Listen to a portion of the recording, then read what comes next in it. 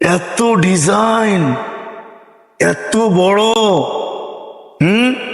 এত বেচা বিক্রি, এত কাস্টমার, এটি সব চোখ। এটি সব কি? চোখের কারণে। এই জন্য আল্লাহ রসুল বলছেন, এই জন্য কিতাবওয়ালারা লেখছেন যে দিলকে সর্বপ্রথম নষ্ট করে ফুজুলুল কালাম, অনর্থক কথা। যে এটাকে কন্ট্রোল করতে পারলো, এটা আল্লাহ রসুল গ্যারান্টি দিয়েছে, দুইটার গ্যারান্টি দাও, আমি তোমাদেরকে জান্নাতের গ্যারান্টি লেখা দিব।